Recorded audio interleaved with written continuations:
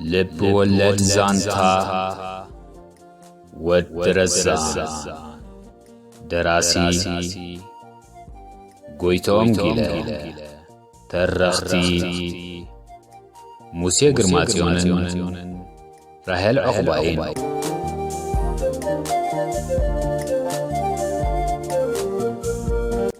يا تودرزان عركي كم يجري يا موسيقي لخيت تقامين على غير كوخا كم زي لخريك سايكلني يا أخي لما نوكرارا مش كننا بلا هذا كلا خلينا يا أخ أنا نوقت سايكلني هجي سوات تراي نخل انتي من سوات تودرزان انت رأس سبتاي كي بالمو دحركات ناوز متصونكو خمس خمانة حرمات دليل سلازخونس أبيري يميلو خيزار فريغة كسن عندو غنينا دحركا عنتو بوطحن انتايلو مسيركا حانت مرة حريف حدا أسقال قزا خفيتا الله يلو النيرو سلازي بجاخا نغيد بوزحات كيفت الشغلو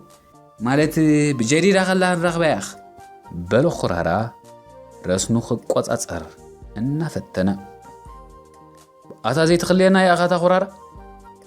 بمبال يمانيتي إيدو تساقاب بيلون العلب مدرباي بتا خاب شوق ناب شرح التريب ترقياتا ختلو كوقع جمرة ودرزان كراراون ودرزان دس كم زيبلو كانت تردو قدن كخيدال لن يلو سلزو السنقن تميلو داد دحريو سعبا ناندا فرنو اندا رافيتو حاليفوم ناب اندا بشكوت تألم حرنا خيبتحو نتساقام تتقويم دما نما يباشاو القصوم مقدم قصلو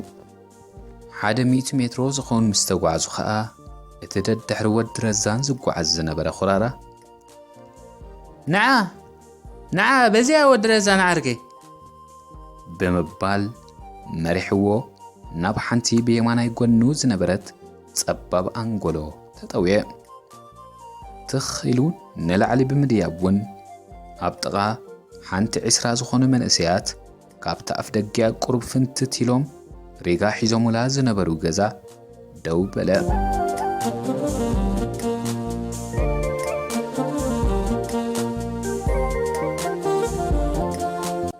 لب ولد زانتا ودرزان مبل عسرات كفال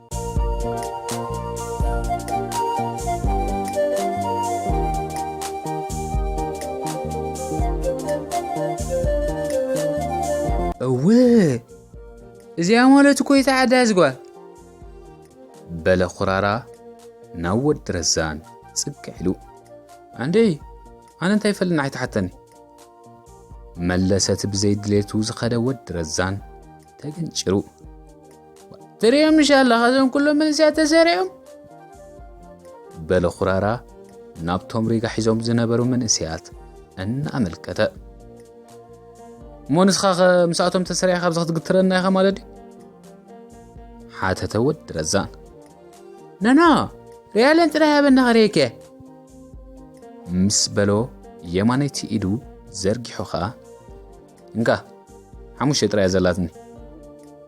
إلو تتصويقو تغلل تحموش قرشي درب يلو كرارا نتاب قدميو زورقت حموش قرشي العلو تخيلو بمخاد نابتا تعاصيا زنبرت غزا تصقع ودرزان ون نيمانه صقام قلح ملح انابله نابت بدحريو زنبره مندق تصقعو كصبيو جمره كرارا كساعتا مرات زينغوز تلقبه زمعصا غزا تخفت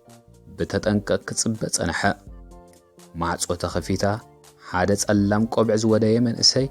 مسسيلو مسوصخا اتي اب اف دغه تصقعو زصنح خرارا بغصبت نوشاتيو معصو غزا عصوا اتوم ريغا حيزوم زنبرو من اسيات بدحريو عغرغرو قالون نت معصو كحكحو كرارا نتا بتقيح حساس برهان بريقريق زبل ببعينتو سلماتن بوستراتن زغيصت غزا خفيتا نزقصل عميلات تصبه زنبرت رقيق روزا خدان ليتي زلبست ملكعت غورزو مسرايه اوي إلو بسمبادة بخلت سيان أداو رؤسو حزق اتا قالون بسنبالة عين تفتيتا تأمتتو اوه اتا مالي زلزلغو واتزودي دي ختي بلا خرارة كي تفلتو عويدو زودي رأسها دفئة تنبلت اتخزب قعبا خلقي خنعيك تونتي اللي حاسبكي بمبال علتان يبلان قند إزنا صفعا بدحرزي كرارا كم تأتأتو نترك مغارة جو قاليهم معصوب بمخفات بغصبت ندق وصا زودون بدحري وقلطفها معصو عصوت كرارا نتم كنتاتو مرد أبيوم عينتم أفتيتهم زتمت هوز نبرو ريغاز حزو من إسيات سوري جماعة بسرعة قداي كالزرار بس لزدلو خي أمون قاعد يتعنيه إلوهم نابتي عبد بنجرة مالت تسألالو الدنيا تخويلو كسب بيوزي تنح عركو كده وإيه تغرارة تأوان كرا تمليس كرا بلتي بتكبرات عركو تقرمو رؤسو إنان غنغة كسب بيوزي تنح ودرزان انديامو يا أخو ودرزاني بلا خرارة دانينو نقدميت إنا سقما نبي بلا ودرزان دحرتي قف زبل زنبر عركو إنا صعبة كرارة يملسلون سميلو رؤسون يمانس أقام إنا نغنغة نما يباشاو القصو مقد قصلا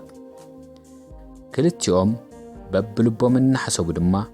نمعرف أبتوبس حاليفهم نمعرف قصهم قعزهم قصلو أتا خرارة وانتا يخاخون كزيت نقرن بلوتي بلحاتو زت أفقو ودرزان نابت بتساقا يقولنو تسميلو زقو عز نبر عركو تقيننو إنا تأمتا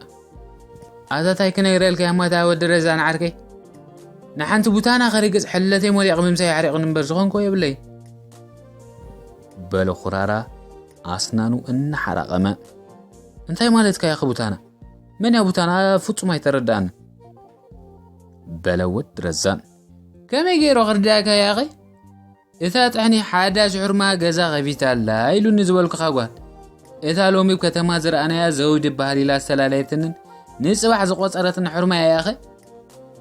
بلو خرارة يمانا إيدون لعلي إنا دربي أمنك كاني بلوت رزان بسم بادة دويلو خمي غير قاعدة أمناني يا أخ زمان زي كونه قن بقى نيبحك نسا بلو خرارة شكنا رؤسون يمانت أقام إنا نقنقا إذا بكتمازر أنا حريف حرماس قحبا فتسيمي أمني بلو الدرزان أم بزات قريمو وابلي كان يزلقو قحبا بلو خرارة دمتو كباب بيلو زي أتمثل حرماس كشرمت يا أخ أتا ولا أنا حدا دارا نرقصة حدا زي تكبر يا أخ كابل في لك غلطي فاندو قدا خويسي لا تكا شت با بلا ود رزان بأقرمت إنا فتسي اندعلا دي قلتي فا خويسي مبالا دا حبياتن تخون انبر بلا خرارة كم قط عيلو كلا انت تحبيها كلا من البات ود دهره مسيرو اكلك حسيباني را تخون انبر إلوو أبتا أبنداميني تشبي نايما تشلو التطوزل لا كورن عدو بلا ودرزان كلا ودرزان كازي كوني عزارة بيخ حالا مقاني دا كراونتين رأيتنس دهران كمسل يخ دهاركا كفات رأيان شروع متأزب لك خماني بعال قالوات عوانيت كاخ خفاتي مالدي حتى تخرارا أتحساس بود رزان سلازي تبرهو نسوس حق خاص حبي إذا كلنا بزجزا برهان زلاون درجة خلنا نصبغات كين عبد نسخة بزيا جرير كان جزا هذا ملس أنا خا بزيا جيرن جزاي خيد بلو نسلام تأيدون نظر كحود رزان كويسون ود رزان عركي مو صباح انتي كم نقبرو كازي تزراربنا بلو خرارا የማናይቲ ኢድ ወድ ረዛን ጨቢጡ ናይ ጽባዕዳ ደሓን አላደይ ሽሞ ኣብ ላተርያን ባስፌራን ራኸብ ሽዑንታይ ከም ንገብር ንዘራረብ በሎ ወድ ረዛን ቅልጥፍ ኢሉ ጎይዝ ሕራይ ጃበል ቻው ኩራራ ዓርኪ ተባሂሎም ኩራራ ናብታምስ ሓሙሽ ኣሕዋቱን ክልቲኦም ወለዱን ተጸቃቂጦም ዝነብሩላ ኣብ ማእከላይ ሰፈር ዝተባህለ ገዛውቲ ክፋል ኣባሻውል እትርከብ እንኮን ጸባብ ገዝኦም ገጹ ኣምርሐ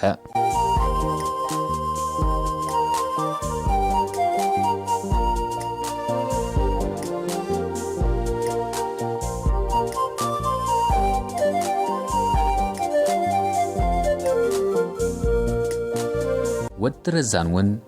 ነትናብ ሸልዑ ባሕለ ገጹ ዘውርድ ገፊሕ ጎደና ብጉያ ሰጊሩ ናብ ጃልያ ገጹ ተጓዕዘ ናብታ ስላስ ብሞት ተኾይኑስ ኣይወሐስን እየ ኢላ ወላዲቱ ከምዘይኮነት ብምግላጽ ኣብ ሽግሩ ካብ ትኸዶ ንድሓር ብልቡ ተቐይሙን ኣሰማሲሉን ናብ ኣገጹ ኣይተቐልቀለን ስላስ እውን ምኽንያት መጥፊኡ ስለ እትፈልጥ ጠፊኡ ኢላ ኸደልዮ ኣይፈተነትን ወድ ረዛን ናብታ ብቕድሚት በብዓይነቱ ኣስቤዛ ዱካን ማለት ቡን ሽኮር ቀጠፍ ብሽኮቲ ካራሜለ ወዘተ እናሸጠት ብድሕሪት ኣብ ዝርከብ ክፍልታት ገዛ ድማ ኣሎ ዝበሃል ኣልኮላዊ መስተን ካልእና ውሪዳ ዝተፈላለዩ ሕቡኣን ፍቑራት ከተእንግድ ውዒላ እተምሲ ብፀሓይነሽ እትፍለጥ ኣብ ጣባ እትነብር ወይዘሮ ተዓቂቡ መንባር ጀሚሩ ስለ ዝነበረ ኣብ ሰዓቱ ንምእታው ዘብዘብ በለ ፀሓይነሽ ካብ ቀደማ ንወድ ረዛን ኣዝያ ትፈትዎ ንሱን ረዘነትን ከዓ ፍሉያት ዓማዊል እዮም ነይሮም ስለዚ ድማያ ሽዑውን ሽግሩ ርያ ምስ ሰናይ ድሕረ መጋረጃ ሰራሕተኛታታ ኣብ ሓንቲ ጽብብ ዝበለት ክፍሊ ንኽድቅስ ዝፈቐደትሉ እታ ገዛ ክሳብ ሰዓት 11 ናይ ምሸት እተን ክልተ ሰራሕተኛታት ፀሓይነሽ እናተበራረያ ዓማዊለን ንምእንጋድ ስለ ዝጥቀማላ ወትሩ ትሕስያ ነይራ በዚ ድማ ወድ ረዛን ኣማሲዩ ድሕሪ ሰዓት 11 ናይ ምሸት እዩ ናብ ቤቱ ዝኣቱ ነይሩ ወድ ረዛን ነቲ ካብ ሴዳው ናብ ባርሊኖ ገጹ ዘውርድ ገፊሕ ጎደና ኣቋሪጹ ናብ ታብ ከረን ሆቴል ገጽካ እተደይብ ጸባብ ጎደና ብምምራሕ በታ ብየማናይ ወገን ናይቲ ጎደና እትርከብ ኣስካላ ኣቢሉ ናብ ኦፊቸላ ቮሮ ነበር ማለት ቤት ጽሕፈት ዕዮ ገጹ ክዲብ ጀመረ ወድ ረዛን ነታ ረዘነት ዝገዛእትሉ ወርቃዊት ሴኮ 5 ዝዓይነታ ሰዓቱ እጅገ ወልፉ እግለ ሃቢሉ ረኣያ ሰዓት 11:20 ድማ ትብል ነበረት ሰላማት በለ ወድ ረዛን ነቲ ተገፍቲኑ ዝጸንሖ ማዕጾ ድኳን ፀሓይነሽ ድፋ ኣቢሉ ምስተቐልቀለ እቶም ጥርሙስ ዊስካ ኣውሪዶም እናሰተዩ ምስ ፀሓይነሽ ዘዕልሉ ዝነበሩ ክልተ ሓደ ዓይነት ሰማያዊ ክዳን ዝለበሱ ኢሰፓ ዝጽውዑ ሰበስልጣን ደርግ ንወድ ረዛን ምስ ረኣዩ እንታይ ክገብር መጺኡ ብዝዓይነቱ ኣጠማምታ ኣዒንቶም ኣፍጢጦም ብምጥማት ክድህልዎ ፈተኑ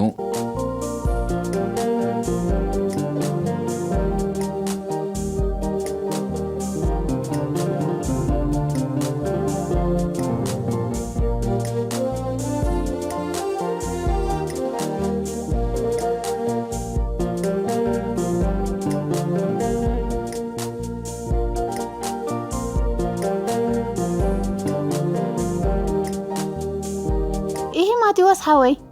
መጽይኻ ወንድሜ ነው ሰላም በሉት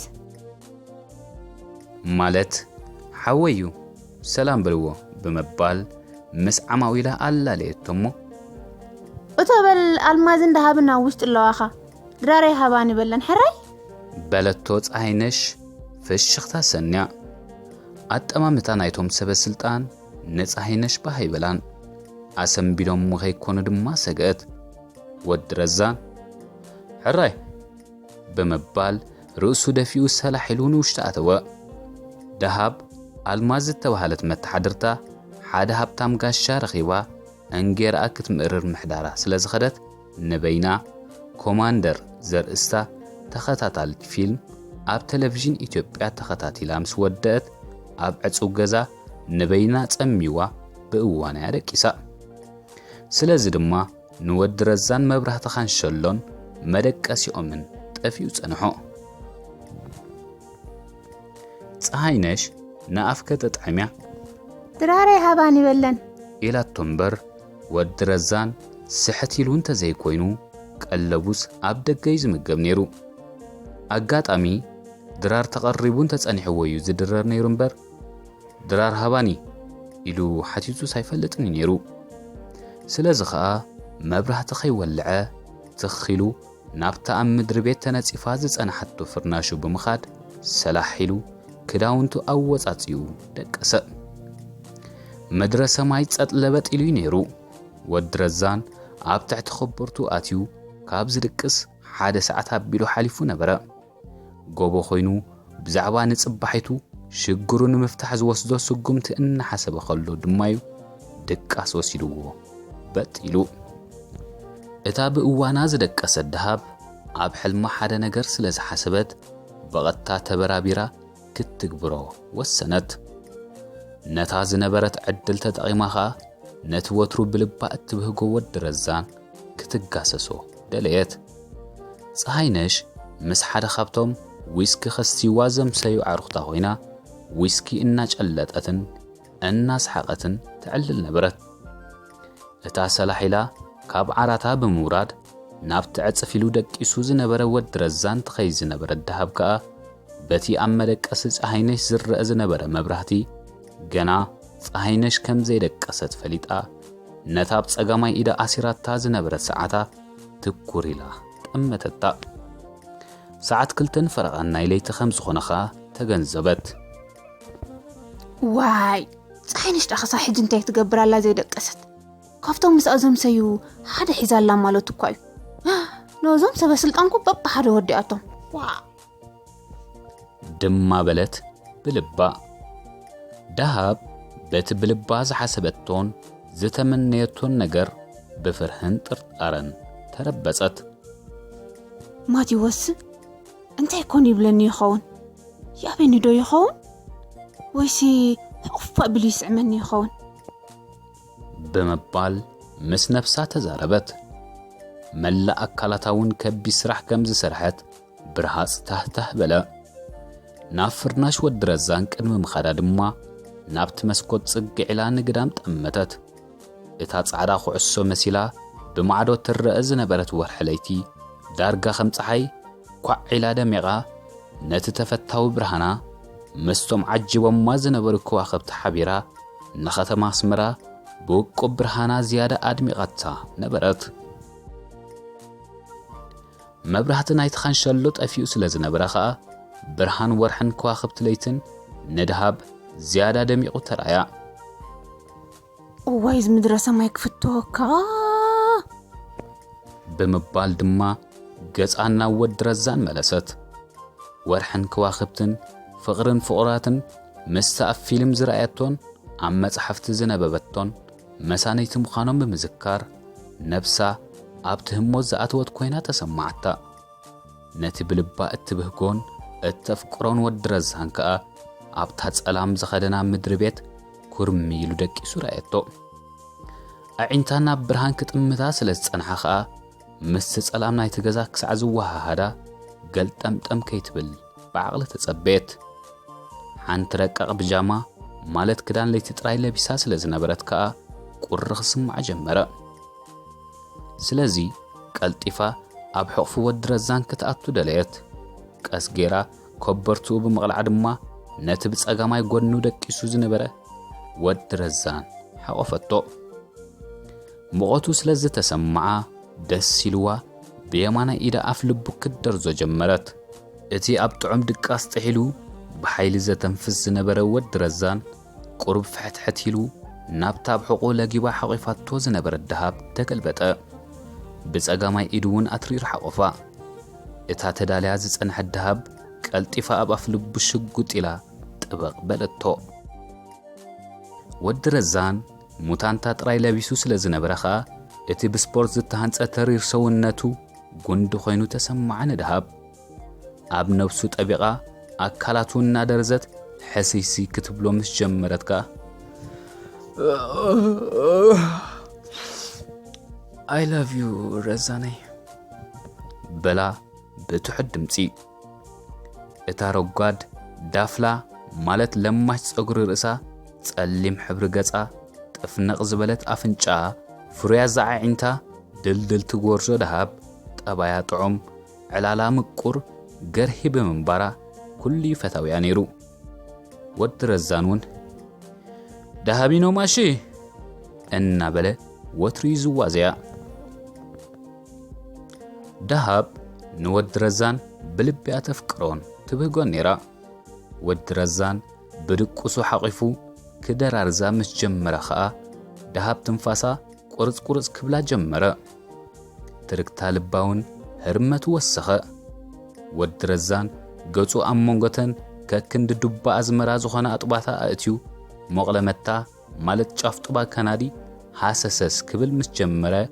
ዳሃብ ቀልጢፋ ብጃማ ብምውፃእ መቕለመታ ከም ህፃን ውላዳ ኣብ ኣፉ ወተፈትሉ ወዲ ረዛን ነታ ኣብ ኣፉ ዘእተወትሉ መቕለመት ዳሃብ ደጋጊሙ ምፂ ኣበላ እሞ ጸባ ከም ዝሰኣነ ህፃን ቀልጢፉ ካብ ኣፉ ብምውፃእ ነተን ወላኣላ ዝብላ ገዘፍታ ኣጥባታ እናቐያየረ ብኸንፈሩ ከተናኽፈን ጀመረ ምትንካፍ ኣጥባታ ንድሃብ ፍሉይ ስምዒት ስለ ዝፈጠረላ ከቢድ ነገር ከም ዘለዓለት ብሓይሊ ኢላ ኣተንፈሰት በቐታ ንጸጋማይ ኢድ ወዲ ረዛን ስዒባውን ኣብ ልዕሊ ጸጋመይቲ ጡባ እንበረታ ወዲ ረዛን ቀስ ገይሩ ክድህስሳ ምስ ጀመረ ኸኣ ዳሃብ ብስምዒት ከተዕለብጥ ጀመረት እታ ንበይና ክትቀሎ ዝጸንሐት ዳሃብ ነታሕቲ ገጻ ብምውራድ በተን ረገድቲ ከናፍራ ቀስ ጌራ ንኸንፈር ወዲ ረዛን ክልተ ግዜ ትንክፍ ኣበለተን እቲ ብሰንኪ ማእሰርቱ ንኽልተ ሰሙን ምስ ኣፍቃሪቱ ዘይተራኸበ ወዲ ረዛን ብሕልሚ ምስ ረዘነት ዝራኸብ ዝነበረ ስለ ዝመሰሎ ብድቅሱ ዓጸፌታ ምስ ሃባ ኸኣ ዳሃብ ንላዕለወይቲ ከንፈሩ ነኺሳ ክትመጽዮ ጀመረት ንሱ እውን ግቡእ ግብረ መልሲ እናሃበ ብጸጋማይ ኢዱ መላእ ኣካላታ ክድህስስ ጀመረ ብድሕሪዚ ስምዒት ዳሃብ ኣብቲ ዝለዓለ ጥርዙ በጽሐ ብሃንደበት ኣብ ልዕልዩ ብምስቃል ከኣ ኣእጋራ ኣብ መንጎ ክልቲአን ኣእጋሩ ብምእታው ናብ ነብሱ ኣጸቢቓ ብምጥባቕ ልሕግ በለቶ ዳሃብ ብዘይ ድሌትን ፍቓድን ወዲ ረዛንያ ንድቃሱ ኣጋጣሚ ብምግባር ሰብኣይ እንዳማታ ትጋሰስ ነይራ ኣብታ ለይቲ እቲኣ ግን ካብ ናይ ዳሃብ ምግሳስ ፍልይ ብዝበለ ኣገባብ ከኣ ኣብ ካልእ ቦታ እውን ዓመፅ ይፍጸም ነበረ